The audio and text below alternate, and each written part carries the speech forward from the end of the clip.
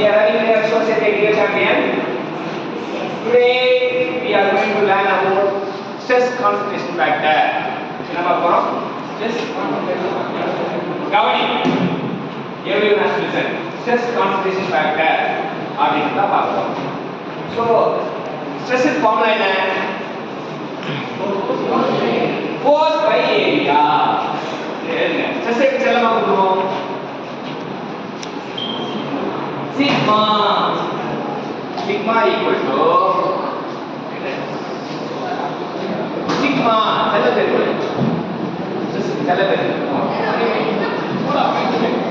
sigma force by area கவனி sigma na force by area ஏன் செல்லத்தை வைக்கிறாங்க ஷார்ட் டைம் தான் சரியா சிக்மா ஈக்குவல் எஃப் பை ஏ போட்டாலே சூப்பர் இப்போ ஏரியா கம்மியானா ஸ்ட்ரெஸ் என்ன ஆகும் இன்க்ரீஸ் ஆகும் நிஜம்தான் உண்மைதான் ஒரு உண்மையை சொல்லும்போது ஒரு உண்மையா இவ்வளவு சங்கடம் ஏரியா கம்மியானா ஸ்ட்ரெஸ் அதிகமாகும் இப்போ ஒரு பிளாக் எடுத்து இங்கே சர்க்குலர் போர்டு ஒன்று போடுது இங்க ஒரு ஏரியா இருக்கு அப்படின்னா இன்ஃப்ளூயன்ஸ் டயகிராம் இப்படியா மாத்துவோம்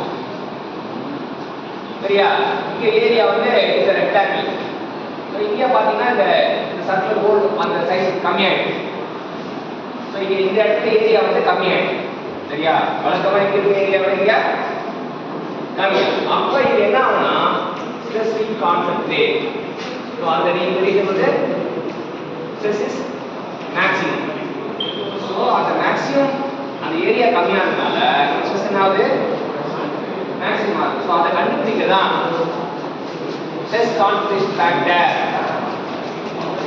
sigma max by sigma nominal stress concentration factor which have to be introduced to take care of stress concentration.